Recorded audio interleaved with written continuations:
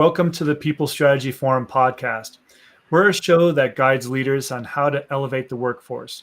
And we believe that people are at the heart of successful organizations, meaning that team members' well being, their rewards, career development is all essential to a happy, healthy, and highly productive workforce. So, this show discusses the practical and effective leadership strategies for top executives, senior professionals, and talent managers overall. So first, I would like to introduce you to some of our hosts here today, which we have Shar Miller, and Shar is a seasoned HR expert, and so I've known Shar for a number of years. It's always great to have her on the show. Sumit and Howard are not able to join us today, so it's going to be a tight group. But I'm pleased to introduce our expert contributor. In today's People Strategy Forum, we focus on the human value proposition. It's a people-centered approach to delivering exceptional value. And today we have the privilege of having Angelique Slob with us. She's a visionary founder of Hello Monday. And we spoke to Angelique a number of years ago when she was in Brazil, and she was moving around the globe. And so now she's back in Amsterdam. So it's been good to catch up. So Angelique has over a decade and a half of rich experience in organizational development and employee engagement, and she's instrumental in redefining workplace environments across organizations and fostering cultures where innovation and collaboration flourish. Her approach is deeply rooted in creating inclusive environments that propel both individual and collective success. So join us as we dive into this discussion filled with Angelique's transformative ideas and practical strategies for embedding a truly human-centric value proposition within your organization. Welcome, Angelique. Thank you, Sam. It's so nice to be back in the forum. Yes. Yeah. And I'd love just for those newbies out there that are just joining us as listeners, maybe you could tell a little bit about yourself. And so, first of all, let's just dive into a few years ago when you were traveling around the world. Tell us about that, and then how it's brought you into developing Hello Monday. Yeah, thank you. Good question. Yeah, I was just realizing that so many things have been changed already since that we last spoke, which was like kind of the second half of the pandemic, as I think. But yeah, so I have a background as HR. I was HR project manager interim, so I did really large, complex projects like mergers and acquisitions for multinationals. Done that for around 10 years. And being from the Netherlands, I always we had the new way of working as a concept for give people more flexibility to work where they want, when they want, and how they want. And I noticed how companies, in my view, didn't really implement the core, and that was for me to bring autonomy and results-driven approach. And a lot of people say that will never be possible because management cannot let go of control, and there were all kind of critics saying that we were not supposed to be able to move towards new ways of working. And I got really fascinated by that question. So this is around 15 years ago. And I studied organizational sociology. I focused on what knowledge workers need in their culture, structure, and management style. And that has become the foundation of the last 10, 12 years, my advising work. It's indeed autonomy and a clear goal, and working on challenging projects that they really can professionally develop themselves. So as the prototype leader, that would think about Steve Jobs, who would be leading innovation and making connections and being the public figure. So when I finished my studies, I decided I wanted to help companies in that area because it was like, well, there's definitely a gap between what knowledge workers need and what organizations need, and how we are actually working and managing and the way we think about work. So that has become the journey in advising around new ways of working. And obviously, I started doing that remote first, location independent when I started, just by the idea that, well, I was from a small town in the Netherlands. I was like, I'm probably not going to find enough clients if I just focus on on-site consulting. And besides that, I believe this technology is going to enable me to have find the nicest clients all over the world. So that's been my approach, and then also that meant that I had the freedom to travel more. So I started really embraced like the location independent lifestyle, and life brought me to Brazil. The first time actually on a one-way cruise that was filled with people that had quit their jobs because they couldn't get 3 months of flexible working.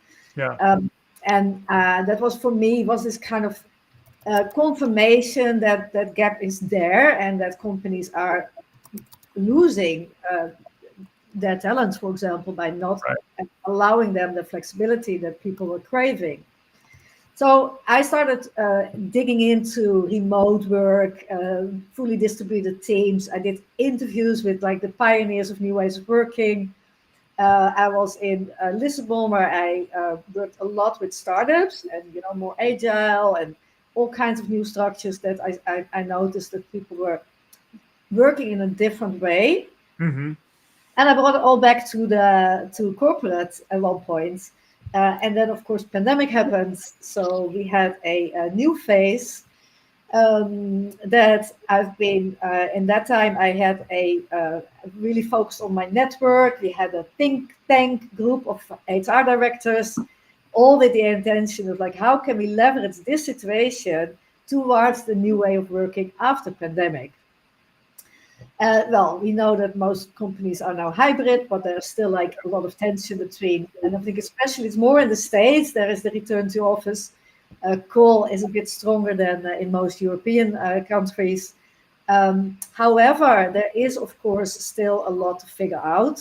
Hmm. And we keep on reinventing ourselves in this, in our great, future of work consulting, people strategy, Right. because now we have AI as the latest development, and I think together with Gen Z, those are going to be two large disruptors in an already disrupted world of work. Yes, and I want to dive into that more and talk about that as part of the new workplace value proposition and so forth. But tell us a little bit about Hello Monday that in the and what you offer there. Yeah, so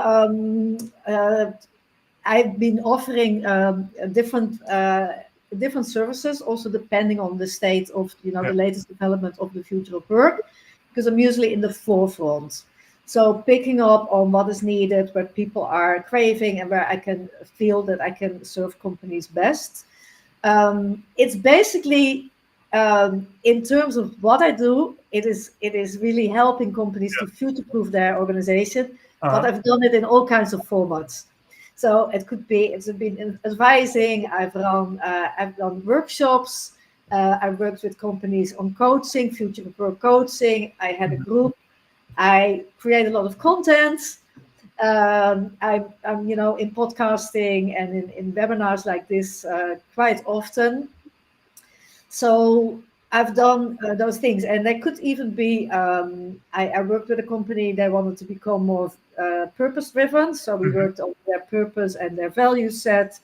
Another company, they wanted to review their performance system to make it more up to date. Another company wanted to have unlimited vacation policies.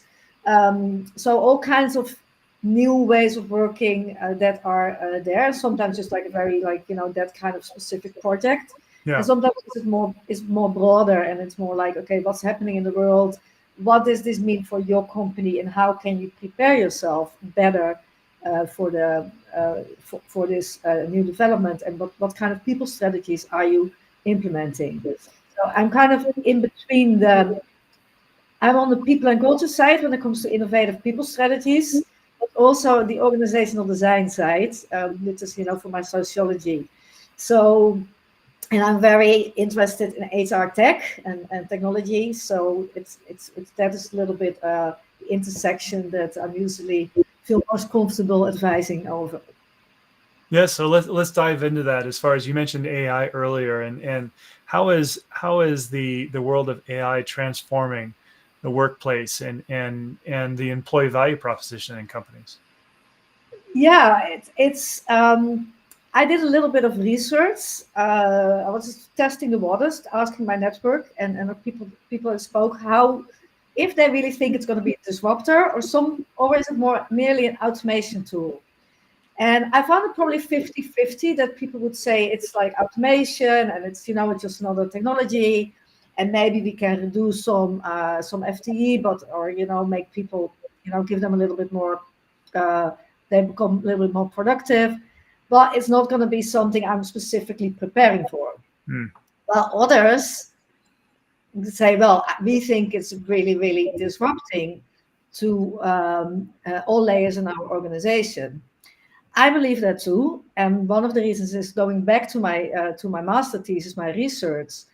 When the knowledge worker came about in the 60s, 50s, 60s, and this is based on the work of Peter Drucker, Yeah.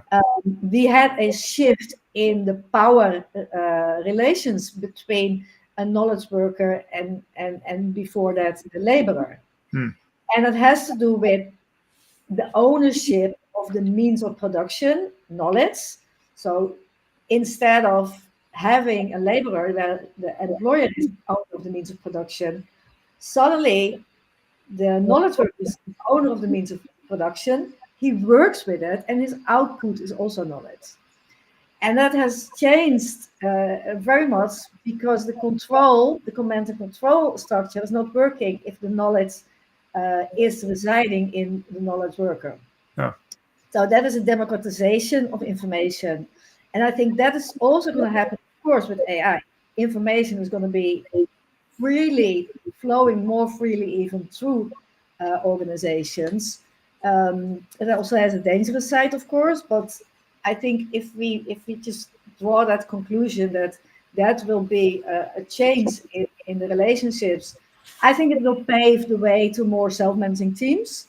Organizations will get flatter, and that will bring some drastic changes. I also did a little bit of a thought experiment. It was like, well, if we have Microsoft Copilot and people start to understand the benefits, if all meetings are recorded and summarized and action items are being generated by Copilot, that means that the narrative of we have to be in the office to have a meeting because that's good for our culture, I think that is going to be disappearing very quickly as soon as companies understand how interesting and how effective virtual meetings will be using that as a tool.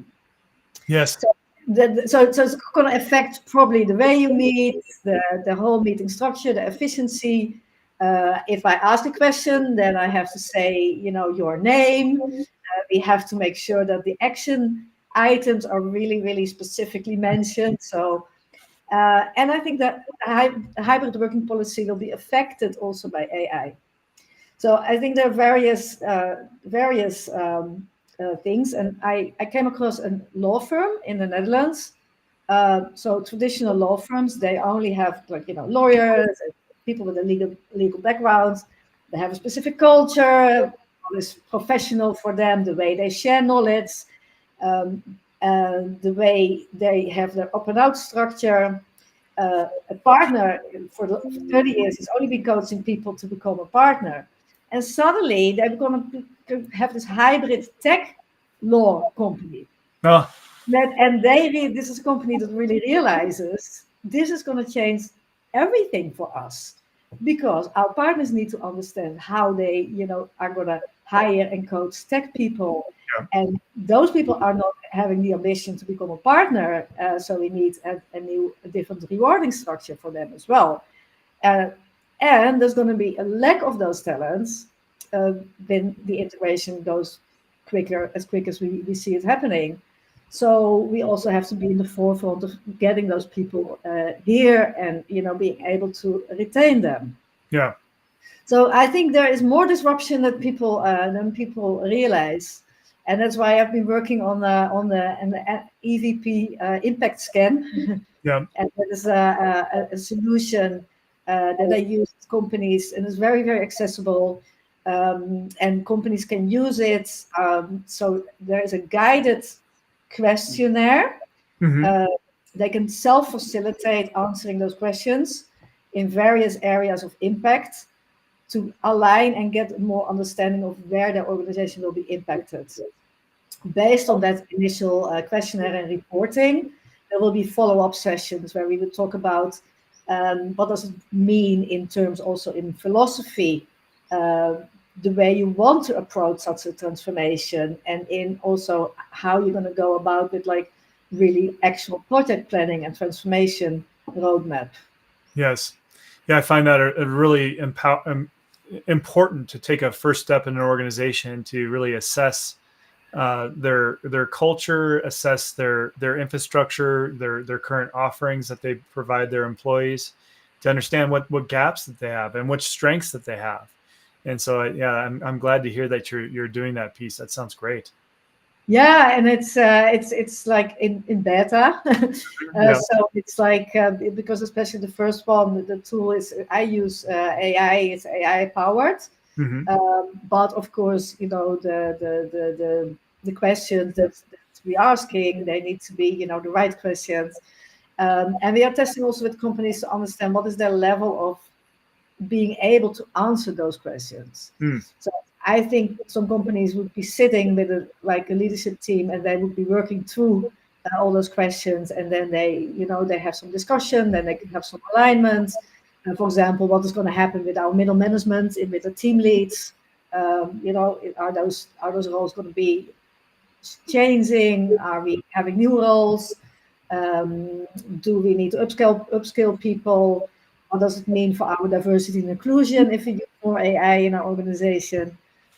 So there's on various areas of impact, there will be discussions, and that is the starting point to also start asking yourself, like, what are we going to be doing if we can improve our productivity with 30%?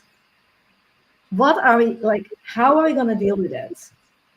And I think that could, for some companies, for example, I did this, the reporting that is normal, the work of a consultant.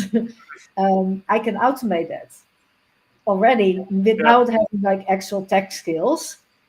So that means that I am free to do more high value work, like more client facing work, we get more strategic. And that means if you have a consultancy firm or maybe a law firm, that your people will be doing more high value work Right. because of AI. And then is the question, do you still want to squeeze them for 40 hours doing the work that is way more intense for people to be able to do that full time? Because we shouldn't forget that the 8-hour workday is based for factory workers that didn't, apart from their job, they didn't really have all the information and the other obligations that we have in our society. And their work was fairly simple and repetitive. So we are, what we ask from our workers today is very, very demanding. Hmm. It will become more demanding, I suppose, then AI is doing a lot of the legwork, but our roles will be changing in also being able to coexist with an artificial intelligence. Yes, that's one thing that I just noticed recently is that of course you mentioned that 8-hour workday and the 5-day work week is somewhat old style thinking, and we're still doing it even though we have this high productivity and the possibility to even be more productive with the use of AI. But another thing that you mentioned that was I think that's very telling is just you talked about reskilling and upskilling. I mean, AI is moving so fast. I think it's leaving a lot of people behind as far as how to use it effectively, and we're currently relying on tools that to come out and show us how we can use it, and it's embedded into their solutions, such as Google and Microsoft, and we just heard about the Apple conference that just came out of their announcement of how they're going to be using AI and Siri. And later on this year, and and those are kind of embedded in our technology, but we need to upskill our people to be able to use some of these tools effectively and integrate it with their work. I don't think that there's a lot of professionals out there that are really effectively using AI in its full capacity. What are your thoughts there? Yeah, I'm using it more and more, and today I discovered that there was all kinds of assistants that you can access. So, and I'm kind of like I feel overwhelmed. So, and at one point I feel fun. I was like, oh well, I can also do this, and but also sometimes it's like, okay, I have to dive into this and to understand it and to see how that means. And um, if you're not in a larger organization where the IT department will tell you what to do and how to use it inside the existing solutions, it can be very overwhelming because there's like all these kind of solutions out there. Yeah. I did notice that when I started to do more of the actual legwork, I think that was kind of the work that was really draining my energy. Hmm. Just get like a project planning or get, like the really, really, things that you spend some time typing and, you know what you want to say, but you have to go through the process of processing it. Yes. And I felt that I was like, when I started to do that with ChatGPT, that I got more creative in my thinking and I was, more innovative and I Mhm. got, so I think it just freed up some mind space at the same time that I'm feeling maybe overwhelmed. I don't know how your experience is with that. Yeah, no, I think it's exactly that. I mean, it's really finding a way to customize those tools so we don't lose our unique voice, and it's us that are talking. We're using our time more effectively using these AI tools. What do you think, Shar? Have you used AI very extensively? Well, this is what my thought is because about 20 years ago, I was an HR business partner with nursing directors and nursing leaders. And one of the biggest frustration for at least 20 years ago for the nursing leaders was the hundreds and hundreds of emails a day, the manager meetings that were multiple times a week, that required preparation and um, all the paperwork, getting their budgets in and doing travel requests. I mean, I can go on and on with the administrative tasks. And so I constantly talk to my leaders, particularly in clinical fields, about the importance of being out on the floor and spending it where employees were to improve, having kind of a people-centric culture, improving the culture overall. And so back to what Sam was saying about upscaling and utilizing AI effectively to improve our productivity with emails, with meeting management, with all those admin tasks where we feel constantly stuck behind our desks. And there's no way with a span of control, if we have 40 to 50 employees, particularly in clinical care, how vital it is. You need to be face-to-face conversation, and AI needs to be leveraged that way. So if I was back in that coaching capacity, actually on the floor, yes, I do think it's going to be a matter of repurposing how productivity tools can really help us be more effective, utilizing your assessment tool to be able to open up those open-ended conversations and really building that rapport and relationship. One other comment I wanted to say is I do think it's really unfortunate with AI how much we're analyzing productivity and screen time. And we've talked about this before because we do know that effective, productive work requires mental breaks, like maybe Mhm. working for 90-minute blocks, taking a 15-minute mental break, maybe getting outside and getting some sunshine, you know. And how do we balance that so that it's not that we're on the screen for 8 straight hours? Because that is going to lead to screen fatigue. So anyway, what's your thought about that as far as how does all of these new innovative ways of being more strategic, how do you think that affects like people-centric culture and culture, Yeah, Angelique? How does this really help us with really focusing on some of the topics here? yeah, I think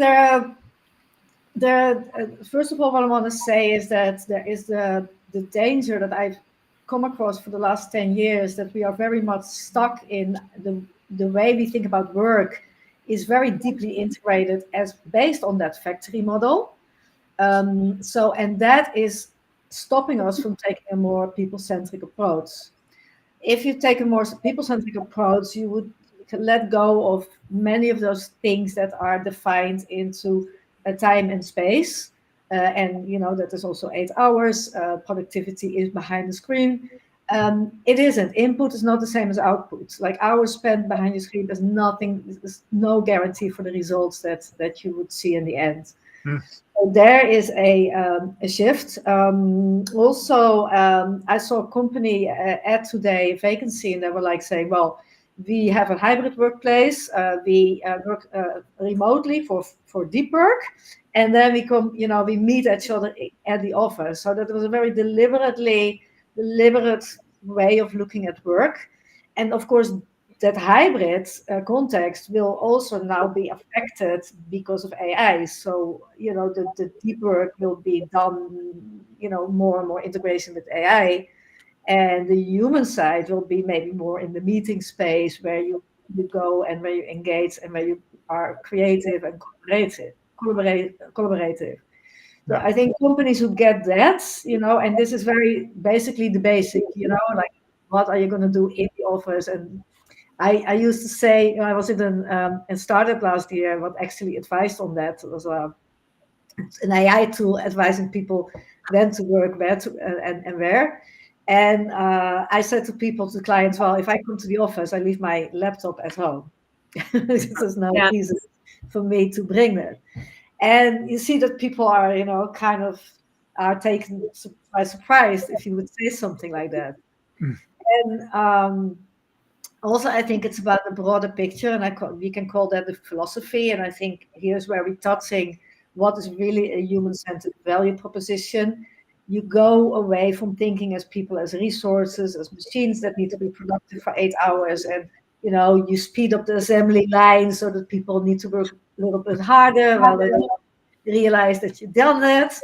And then you start to think about, okay, our approach is that we put this human, this knowledge worker at the heart of everything we do, and we have to make sure that this person thrives. And that person also has a life outside. They have friends, they have family, they have their other projects, they have the hobbies, they need, other things to do, creative things to be able to do that knowledge work really, really, really good.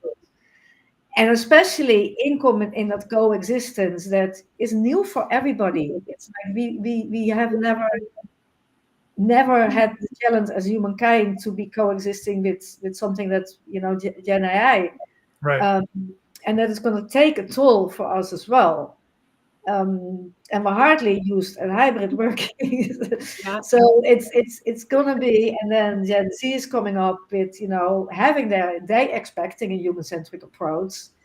And they will probably be the generation that is gonna figure out first how to use AI more effectively in workplace, and expecting that as well.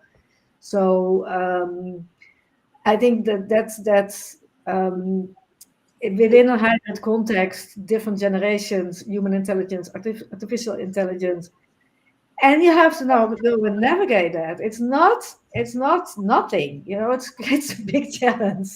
Right. And I think just going, for example, today in the Netherlands, we have a software company, it's called AFOS, and they announced that they're going to move to a 4-day work week. And they said our productivity has already become grown over the last years with 650%. And now with AI, that productivity is going to, skyrocket again. And we're just going to move to a 4-day work week now to make sure that our people also have the time to spend with their friends and with their family and develop different things. So, go for a course. And I think it was a CEO who was actually said, I'm going to learn how to play the guitar on that day. So, and I think that is a good example of understanding what is a human-centric workplace, but also making a decision, a philosophic decision, intentional decision. Okay, we can potentially get more productivity out of this human being, but we are not going to do that. We are going to go, that productivity gain. Why would it be in only benefits for the employer? Well, I think there's a balance, so that I think that employers need to understand that people need their rest. They need the time to think more strategically. Now, I think the 8-hour workday is like when we're moving like things, putting a bolt on a nut, or a nut on a bolt, or whatever. You're doing repetitive tasks. You don't really need to think that much. But knowledge workers today, we need our space, we need our time, we need to take a walk. We need to, meditate. These things help us be more strategic and be more creative and thoughtful. And so I think that is when work or companies understand that people need their space and need their time to deliver their best work. I think that will be much more accepted. That it's the 8-hour workday. Maybe it's much more flexible than it has been in the past. Yeah, and I think it's the whole benefits and unlimited holidays, saying to people, well, you have flexible hours, so you can, schedule your day as you wish. More async working, which will also be happening and probably being enabled by AI. I think more self-managing, so more autonomy. More effective meetings, because meetings are like an energy drainer as well. And I think this is like the ultimate opportunity for companies to choose a different direction. Yes. And use this period of time, that's probably like the next 3 years, to really help people set up for success. And don't wait for it till it happens to you, because like that's an approach that a lot of companies seem to be taking. If you don't think about it already with intention, and what is going to happen, what is the impact going to have, how we're going to deal with it, then you will be taken by surprise and you won't be prepared, and then it's going to be a lot more difficult to do this successfully. Mm-hmm. I got to thinking about this, as talent management strategist. I think when it comes to culture and it comes to employee work environment, I mean, really to differentiate yourself and be a real competitive advantage in the workplace world, to be a competitive best employer, excellent culture. These are the aspects that I think are challenging for talent management strategists, because back to the tactical and the strategy side, sometimes talent management strategists get caught up in the tactical of, we're going to plan a leadership conference and it's going to be 3 days, and we're worried about the catering and the temperature and the the strategy conference, and we get more worried about the tactical side of things, and we don't, and yeah, great leadership conference, that kind of thing. But what we forget is that we don't plan for, how do we really brush off those employee engagement surveys, look at that 1,500 comments, really analyze what's going on culturally and what's going on in an employee's the day in the life of the shoes of a frontline employee, and really evaluate their environment, their culture. Are their needs being met? Is there enough appreciation? And I think oftentimes talent management strategists have a difficult time really measuring the soft types of things, like evaluating the commentaries from the employee engagement surveys. What kind of outcomes have been attributed to making these steps for one-on-ones with the leaders, utilizing AI to be able to have more substantial, meaningful conversations. But I think oftentimes we struggle with, how do we acknowledge the leader that's truly doing those behaviors? Because I think oftentimes we recognize leaders for their PowerPoints and their bullet points and assuring their fonts are perfect and they've got the fanciest graph on a PowerPoint. And executives get more tuned into that than really saying, how has our culture really been impacted and changed for the better? So I've been at that table. I know it's a mouthful there, but I've been at that table where I've tried to articulate to a leader, this is what leadership is about. It's not about your PowerPoint. Yeah. So, well, exactly. And there's like, what is leadership in our organization? I really, really like that point, Char. And it has all these related questions, like how are we dealing with recruitment? I saw there was this company that they say, okay, you cannot not use ChatGPT in the application process. It needs to be your own words. How are you going to check that? And is that really realistic? And why not? And how are we measuring performance management? in Right. the presentation making skills, actually they have become obsolete just literally overnight, and we don't need that anymore as a skill. So, and having, like, what is your promotion path, how you're working with succession, um, who is going to be a high performer in this world, and those questions haven't been. I don't know a lot of companies that are actually having this conversation right now. Mm. And one of the things, like, why my scan is like as accessible as I want it to be, is to get that conversation started. Yep. And have also understand that what you do not do and your competitor does, that is going to affect also the talent attraction strategy. Because if somebody's used to use a lot of open like generative AI in their work, and then you come to another company and they were like, yeah, we don't allow that because you have to do everything yourself, then those people don't want to work there anymore. Right. Yep. It's so easy, and it's so easy to get used to. I'm just already, I would be, I am dependent on it already. Yep. So you're kind of like, oh well, that's I don't have to do that anymore, and yeah. So I see for companies a challenge, Mhm. but also a great opportunity to really reshape, reimagine the way we work. Yes. Yep. Well, I think a lot of it, it's important. It's definitely important for companies to embrace artificial intelligence in a way where it's safe, and they protect their privacy of their own material and their clients' materials. And I think that's important. But I think that requires training, and then it also requires training of their people, of the responsible use of those generative AI tools. And so that's the first step there. But the real reality of how these tools can evolve the workplace and enhance creativity and innovation is exponential. And so it's really upon leaders to really embrace and start training and ensuring that there's responsible usage, for sure. Yeah, and it's really important also that people like HR directors and CEOs really start to understand what it is. And I think not everybody really has been experimenting that much to Mhm. understand that full potential. And what I see is, like, it's very much IT oriented. So IT is working. There is the legal and ethical answers, and the security that's being asked and answered, and that is the focus. Basic training, some skills on how to deal with data,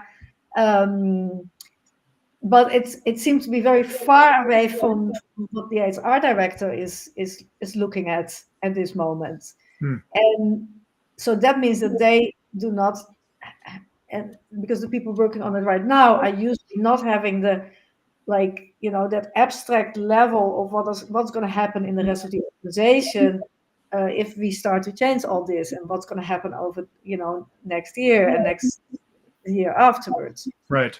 So I also see that currently as a risk. I don't know if that's also your experience. Well, I think so. I mean, there's definitely a risk of, well, like I said, I'm going to go back to what I said originally. I mean, I do think it's really important for organizations to ensure that there's proper training around the responsible use of these tools. Of course. It's critical, and I think that there's a greater risk of organizations failing to embrace AI responsibly, and not using it at all because of their fear to move forward. And so I think that it's there's steps that we can take as an organization to use it in a safe manner, for sure. Mm-hmm. Yeah, and also I would like, if somebody in the audience is wanting to say how they are dealing in their organization, and are they thinking it through, or is it maybe still in the very early stages to even start looking at it? Because I think it's an important question for us to get answered. Like, to what extent are companies preparing for like the impact on the broader organization. And I totally agree with you, Sam. It starts with, the training and understanding how, where the risks are and basic things like copyright. So I learned recently from a lawyer that the output is not copyrighted. So it means that presentation that the employer, first of all, the employee made the presentation, and that became a copyright from the organization. And now it's free for everybody. So there is also those kind of things that are very much at the forefront that we already have to answer now, or at least be aware of and understand how we use it. And then there's the next stage that, okay, we're gonna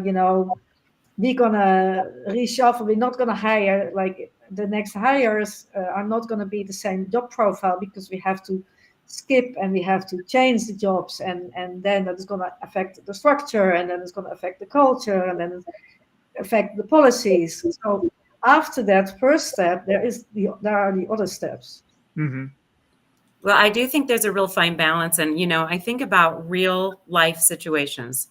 So, for example, you go into a restaurant now, your waitress now, I don't know about the Netherlands, but they have their little handheld where they, it's no longer the pen and paper taking the restaurant order. It's now on a little computer.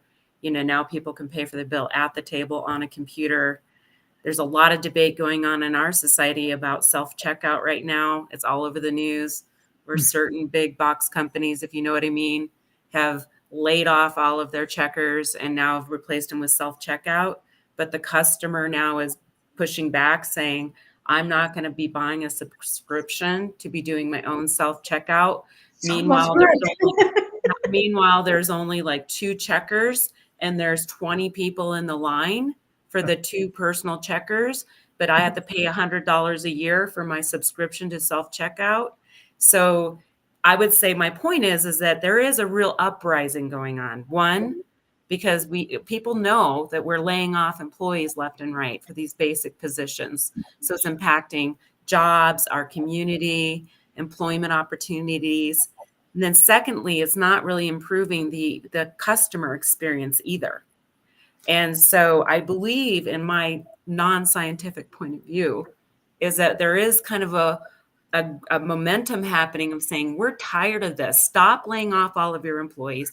Why haven't you done the research about the customer experience and employee experience before you cut your nose off to spite your face? So to me, that's the real risk. Yeah, and I think too much on the AI world, right? Yeah, and I think that there's a philosophy. That's the philosophy for the human value proposition. Mm-hmm. And it comes with a social responsibility, right? Because like if we cannot just have like people, if a lot of people get unemployed, that's also having a negative effect on our society. Yeah, well, we think about what just happened in Char's example. I mean, if it's the rapid movement to a new technology without any change management, right? For instance, I mean, there's 20 people standing in a line, and you have a self-checkout ability, and it's not being used. I mean, that's a change management problem. I mean, they should be having people showing them how to use the new technology and adding value to the experience. And then perhaps, I mean, it's not just as far as getting rid of all your checkers, but it's as far as reskilling them for opportunities to enhance the customer experience in other ways, such as advising them on product, showing, helping them, adding value to the shopping experience, right? So there's other ways in doing it than just in the checkout line. Right. Like last night, my dad and my friend and his lovely wife and I went out for pizza last night. And of course, everybody was waiting, over an hour to get into this very famous pizza place. But by the time we finally sat down, the staff was amazing. And we have a shortage of employees up in the mountain communities. But the staff was wonderful and just wonderful. But what was super funny is that a robot delivered our pizza. It was like it had 3 shelves on it, and this robot drives up to your table. And with this guy's face on it, like, here's your pizza. And then you have to take your pizza off the robot, and then it drives off. But, I was analyzing that because I was like, is that really replacing a person? Because now I've had 3 people walk by, do you want a refill on your water? You know, do you want some more breadsticks? You know, but I did think it was hilarious. I think it's more of a trivial thing. They have the robot just to appear like we're high tech or something. Yeah, Anyway. Well, it's definitely a wonderful conversation, and I'm thankful for Angelique to bring up this discussion today. So, but before we wrap up, I would just like to, what do you think, or what do you think that our listeners should be hearing from this discussion today? What do you want to make sure that they take away? That the main challenge is to have an understanding about how we as humans are going to be working together, and how what we want work to be in our lives. So, like, we have shaped our lives and our society and our education system around the 8-hour workday that is for factories. And that is in all layers. That is in labor law. That is in, everything. Everybody gets up at 6 or 6:30 in the morning. So that is there, and I think this is where we should change that. And that is difficult because it's also so prevalent in our society. But move to the human-centric design and keep it small. Start in your own team and your own company, and start with taking steps, and get your philosophy, like, what are we going to do with 30-40% productivity gain? Are we going to upskill the people? Going to make sure that they add value to our customers, as Jar indicated, with the examples like the checkout example? Or are we going to go for like quick buck cost saving, and adding to local unemployment in our communities? I think also making that decision, and I just make it really simple. Think about what you want your EVP to look like in 3 years from now. Yeah, right. And stay on top of it. Stay on top of technology, change management, as we mentioned. Yeah, great feedback there, Angelique. Well, what would you like our listeners to understand about Hello Monday and your organization? How could they learn more about you, Angelique?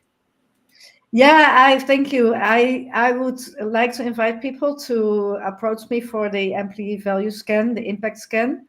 So I am at this point, I'm working with the first 10 beta testers to make sure the product is working, but it's going to be, like, there's a wait list for people that want to approach it. It's going to be not expensive and quickly, but it's a good discussion starter. And I'm always at the forefront of future-proofing the organization. So in this case, with this product and this service, but also when people have different questions about how we're going to deal with certain developments, how we think work is going to look like, how it's going to affect us. I do the one-on-one coaching and leadership training as well. I also have another product which is related but very different. It's called it's a leadership workshop. It's called the Abundant Organization, and maybe a nice topic for another time, Sam, because it's really interesting, especially for people that are used to coaches, consultants that used to think about organizations. So it's about a collective shift from scarcity to abundance, which is related to the resources, the limited scarce resources, and the abundance of resources that we have now. So consulting, speaking for workshops, the scan, and that's all in the offer for the 2024, and maybe going on to 25. And so the name of your website?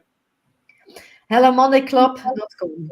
Okay, great. And it's better for LinkedIn because, like, I'm going to be updating my website soon, as when the scan is ready.